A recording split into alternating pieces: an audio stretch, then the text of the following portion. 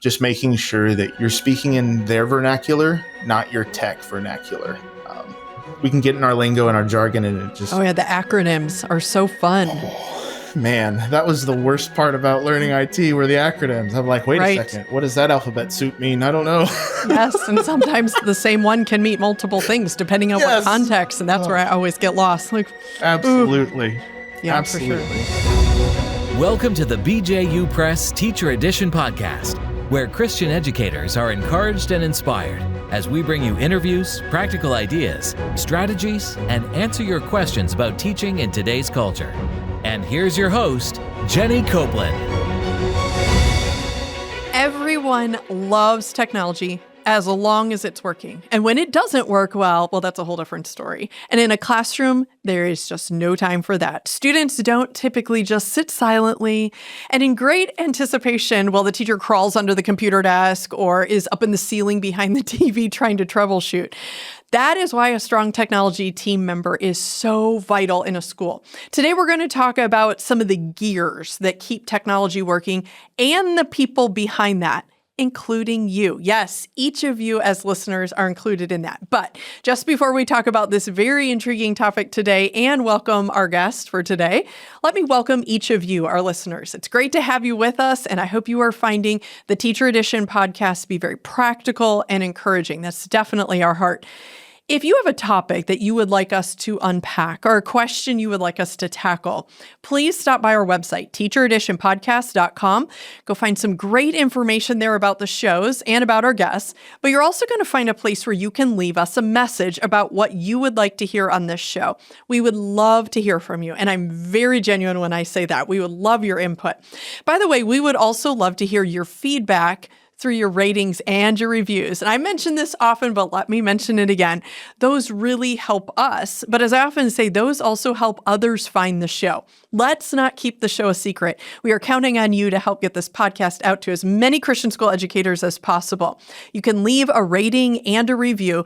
You can also share this podcast by just clicking share wherever you're listening and forwarding it to your contacts. You can share it with all your contacts if you want, but pick out especially those who you feel like this might be a blessing to them. You know, it's something free. Teachers love free. It's really easy to share out as you would with a sale or some cool idea you found. Send it out. Don't forget to find and follow us also on social media. We're on Facebook, Instagram, TikTok, and of course, we're also on YouTube.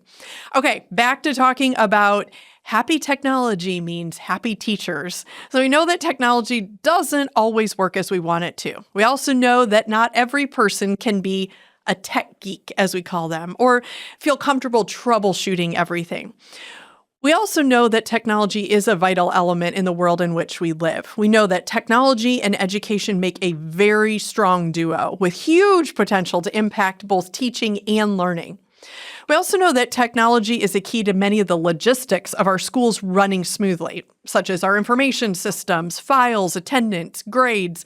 Oh boy, there's so many: rostering, scheduling, even the lunch count, right? Knowing the basics that we can do to help technology run smoothly is important, as is having the right person overseeing the technology at your school.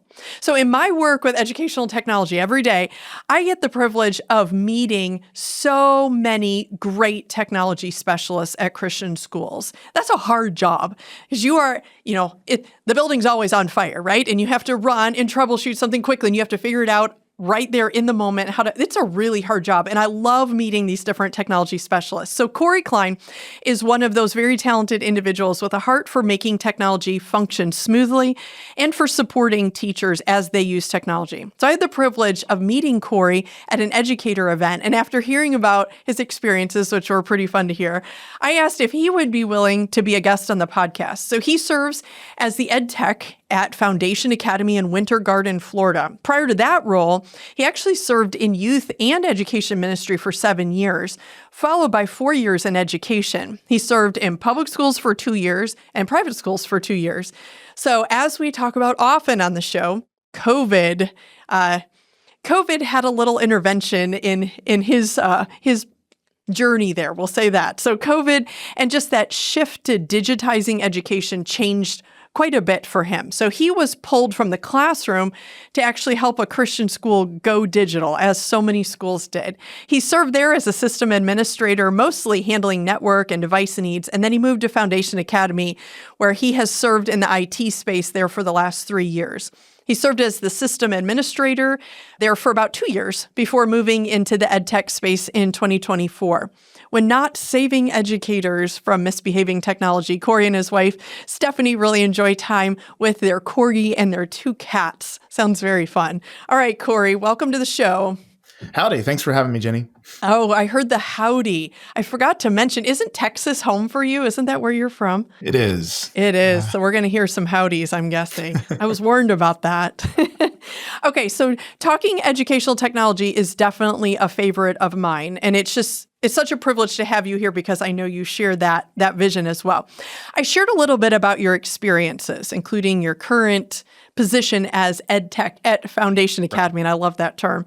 Share with us how you came into that position. Is IT at a school something you are working for, or how did you land there? So it wasn't at all.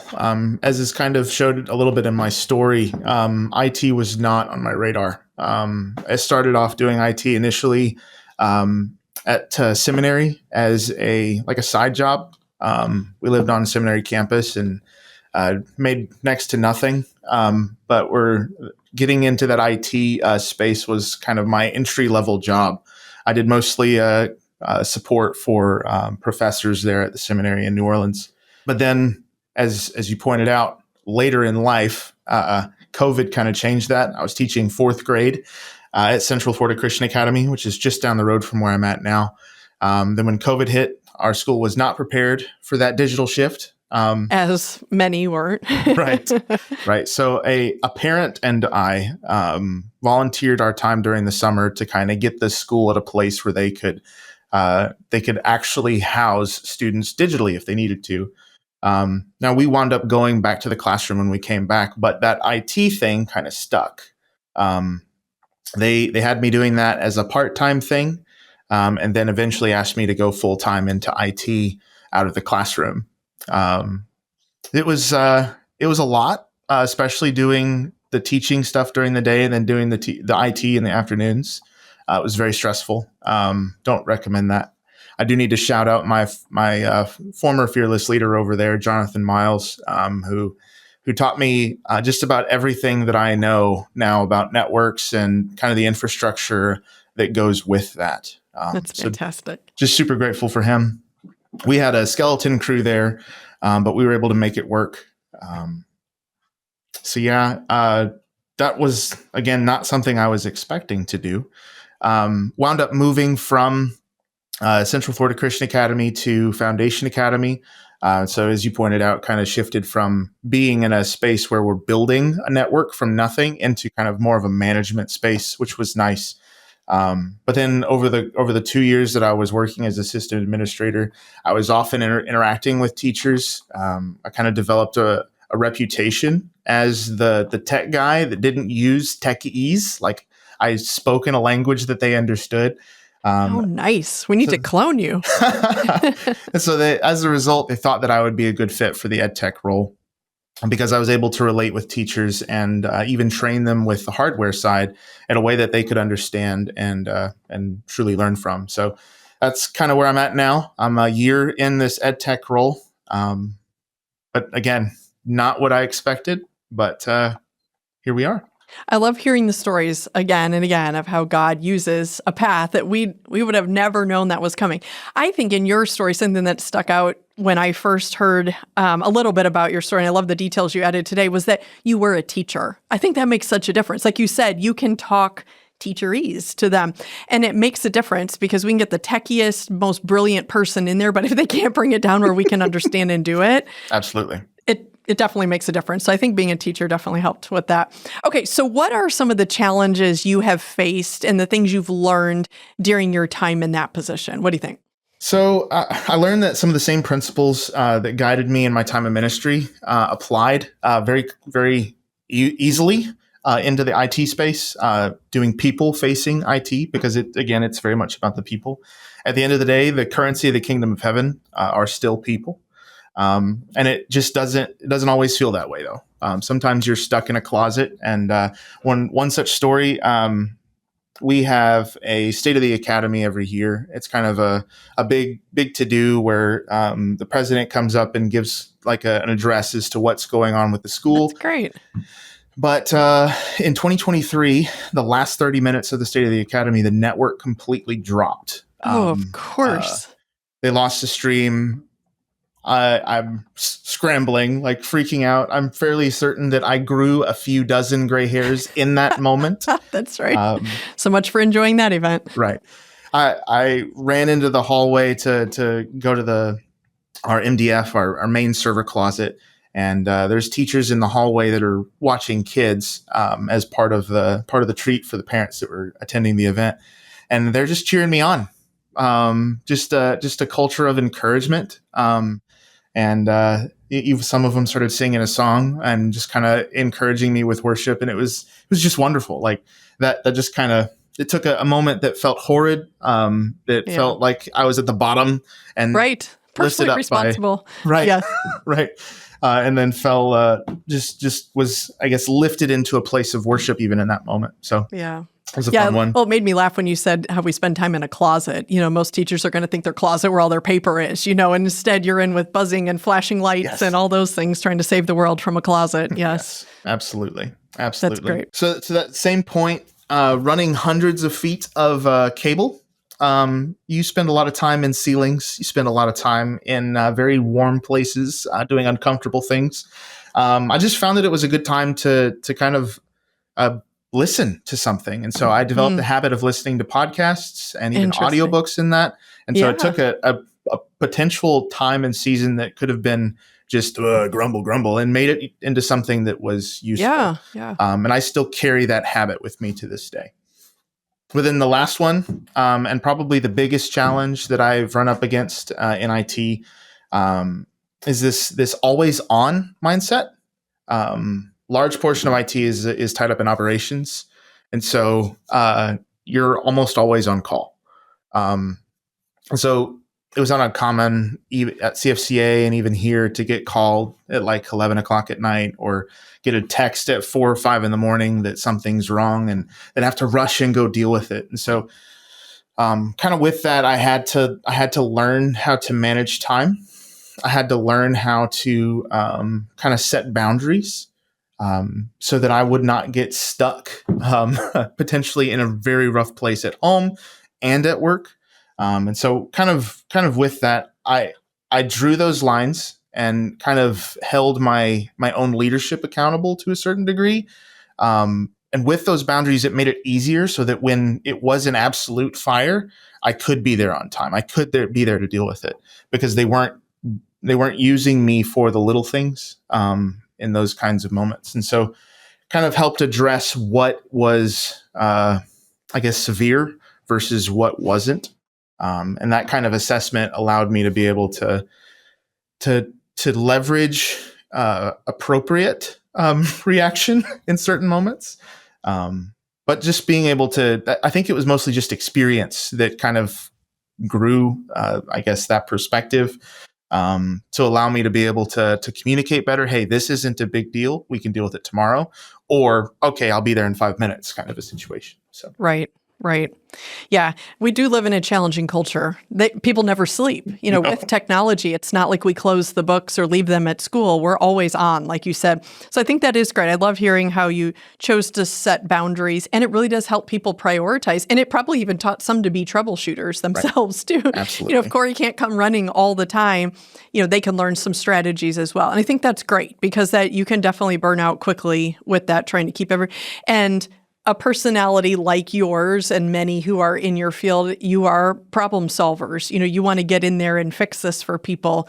And so I think those are great lessons. Excellent. So some schools are blessed with a dedicated IT member, I guess, if you want to put that way, have different titles for it.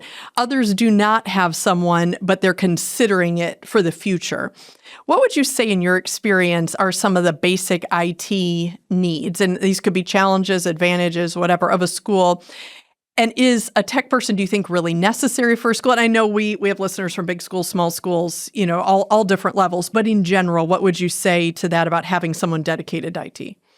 So I do think that in general, we are getting to a place, especially in the private school sector, where at least one person on your team that's capable is almost a requirement, even if they're not a dedicated IT person. I think that's crucial. And if you're looking to start, I would first look internally.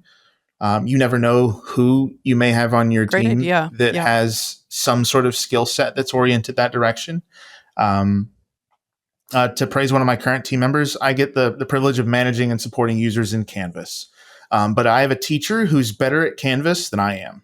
And it's not a point of like competition and like, oh, I'm afraid to lose That's my okay. job. Yeah. I'm excited that she knows it well, and she's able to even support me in supporting other teachers. Mm-hmm. And so it's turned into a gift internally, and we're able to kind of to give to her out as a result as well. And so there's no need to offend it or feel like it's competition. It's we're all on the same team working toward the same goal. And it really is a boon from inside. You don't have to always go outside to look for it. I do think there are options based on the size of your school.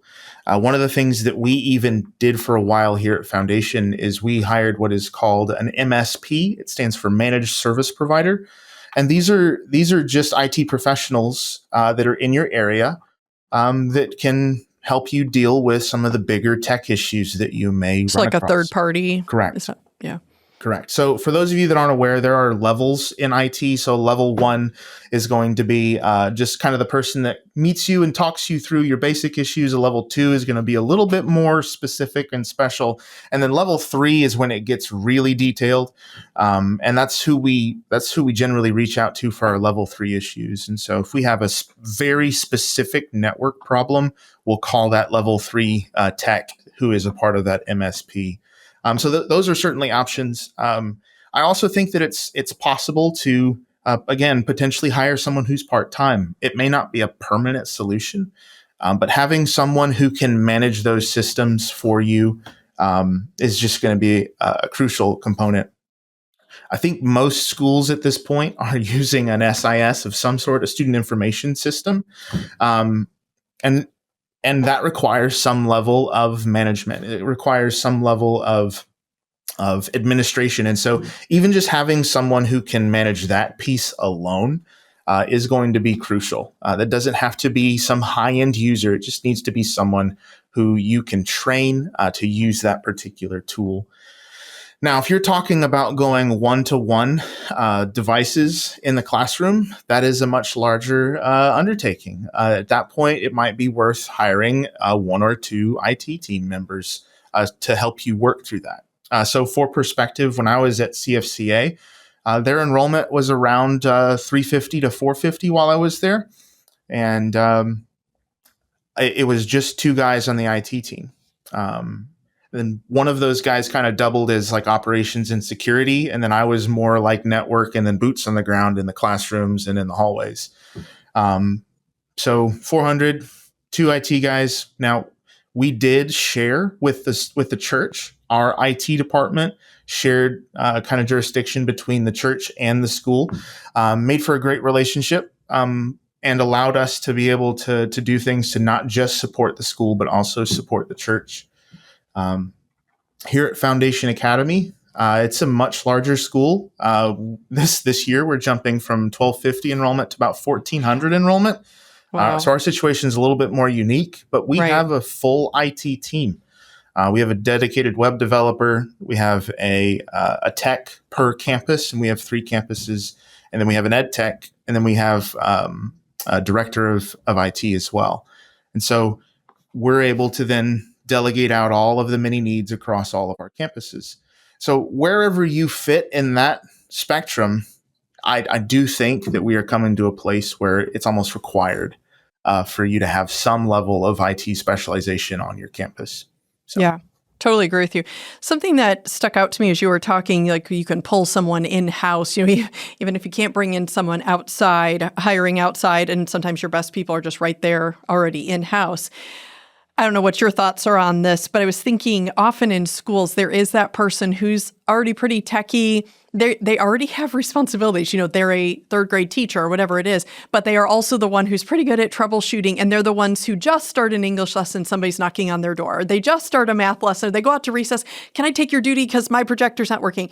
And I guess my administrative hat going on, you can comment to this too. It'd be good to talk with that person. So if that's going to be the person that is kind of the go-to, not just assuming that they will add that responsibility to their normal responsibilities, which is what typically happens. Just because you're good at it, we know you're going to figure it out. So of course I'm going to go ask you. So actually talking to that person saying, hey, could you be the person that people can go to? And I can, tell my staff you can go, but they also know that those interruptions may come. And then, like you've said, set boundaries. She or he cannot be interrupted constantly because, your email won't open or your lunch account won't submit or whatever it may be. Any thoughts on that? Oh, absolutely. I just agree. That's part of my wrestle right now in my own role as an ed tech is figuring out, that's not necessarily my job. I should probably put that in the direction of someone whose job it belongs with. And kind of setting those boundaries just to make sure that you aren't overrun. When I was doing the classroom and doing the IT, my planning periods, which I had one in the morning and one in the afternoon, were dedicated to basically just helping with IT issues. And so I didn't get a breather, which did hurt. It'd be exhausting. Yeah. And so you just have to take those things into consideration. Those are people. They still have needs and they still need to be taken care of, which is, again, why I think it's important that we potentially set aside someone specifically for that role. I get that in a pinch that might not be doable and you might not be in a financial place to do it. But if you're going to do something like that, try to set them up so that they do still have some rest, some opportunities, just like other teachers. Yeah, absolutely. Okay, so as a follow-up to that, having been in that position, what would you say are some of the basic skills for someone who is going to support a school in the area of IT? We talked about different ways that model works, but as a school's looking, okay, we want to bring someone on to kind of handle some of these basics. What would you say, having been in the position, they should be looking for? Well, so this I can't claim this phrase. Got it from Mark Sayers. Actually, he wrote a book on it. But it's called a NAP, a non-anxious presence. First requirement is that they have to be a NAP. They have to be someone that walks into the room and is not like, everything's on fire. With technology? Oh, I don't know. Well, three of the five guys on my team are NAPs. And so we can do it. It is possible. And it is something you can probably even learn to do. I do think that there's a natural disposition that way. Agreed. But being a non-anxious presence can just go a long way. Helping people see that it's okay. We're going to deal with this. We're going to get this situated. But then you pair that with kind of a critical thinker. It's essential to just being able to troubleshoot through stuff. You're almost 100% of what I do, whether it was system administration or ed tech, is just critically thinking through problems to develop solutions that take the person on the other end of it into consideration while we're doing so. So just making sure that it's a critical thinker. The extent of my IT training was initially just a dad who taught me when a car was broken, you figured out what was wrong with it and you fixed it. Turned out that a lot of those same basic principles apply to technology and, much of life. So critical thinking is crucial. And the last piece, just someone who can document, write things down. Even if you're not the best tech, if you write down like processes to solutions, you're going to save yourself time, you're going to save yourself effort, but you're also going to potentially provide resources for anyone, whether it's you leaving and you're leaving a bunch of resources behind, or just something you can send to teachers so that they can work through those processes themselves.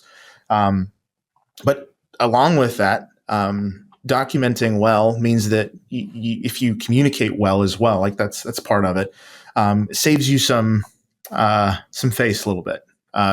Occasionally, you'll come across the individual that that says something that's not true about you, but if you've documented well, you have something to potentially cover to prove that that's just not reality.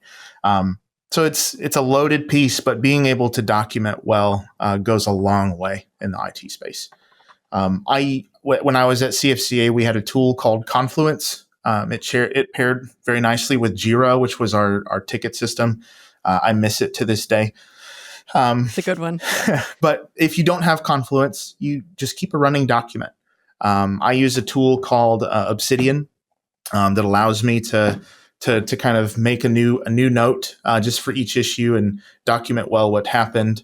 But kind of with that, there's a whole method that comes into IT that's kind of learned. But if you have the basic ability to just write down or take notes, you're going to be in a much better spot.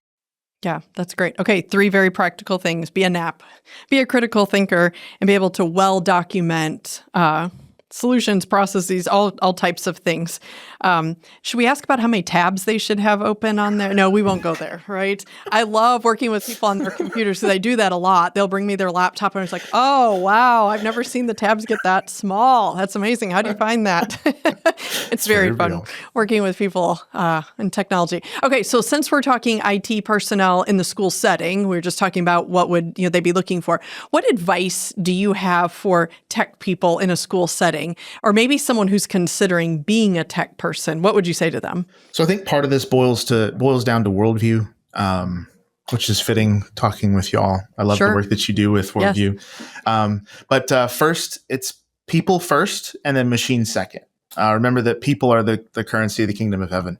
The person that you're supporting is more important than just finishing the task. Even if you are a task-oriented person, that person is still more valuable than finishing that task. People are image bearers, and we need to remember that when we're dealing with tech and people. It's just a crucial part. Second is check your language. I don't mean foul language, but just talk at a level people understand. When I was in seminary doing IT, I worked with a lot of old men.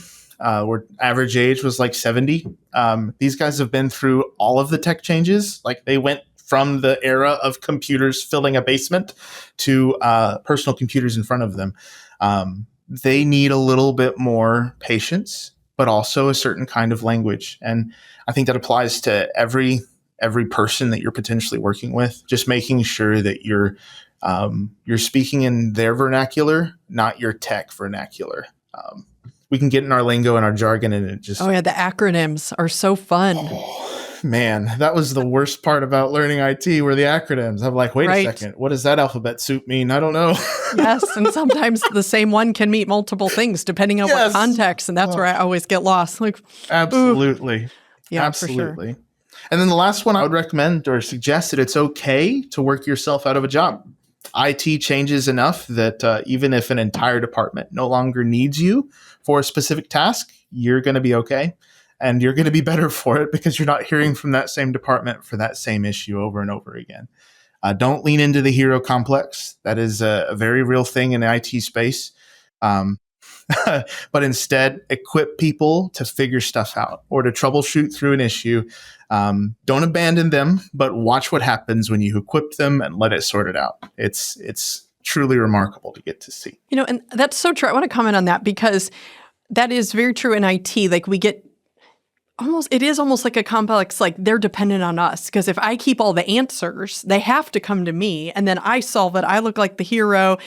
But when we, like you said, equip or empower others to do it, one, we take a little stress off of ourselves, but also it gives them that confidence and excitement to be able to use technology even better instead of being so dependent. So it does really help both ways, but you are so right. I've seen that hero complex over and over and over of just, keeping things very close. Like I really can't tell you how that, connects, or I can't really give you too many instructions because down deep, then you won't need me. For sure. Very insightful. For sure. Last bit of advice, be proactive. There are downtimes in IT, like they do exist. Those seasons, they may be small, but they do exist.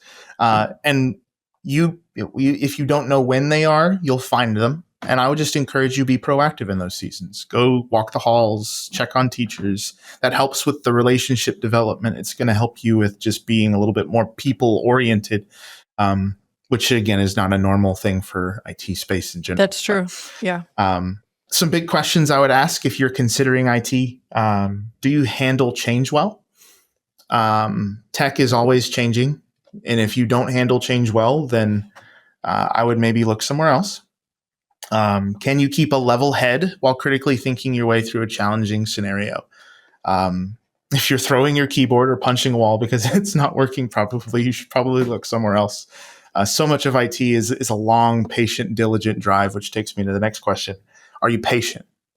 Some of the issues that you can face in educational tech will have you plugging away at solutions potentially for hours, days, weeks. It's not a popcorn thing by any stretch of the imagination. Or you'll have the same people ask the same questions all the time, and being able to graciously handle those, that requires a level of patience that's almost, it is supernatural.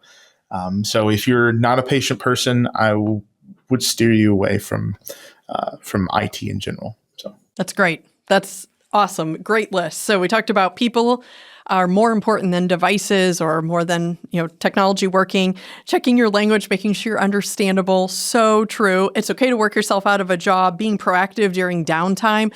Sometimes when everything's actually working, you are almost afraid to come out because, somebody might see you and think of something that doesn't work or something might break, but so good. And I love that you put in there, that's your time to connect with people too, because often we only see those people at the worst times, right? When something's broken and they're in meltdown and we're trying to figure out what on earth could be wrong with this. And so that is a really good time to connect with them.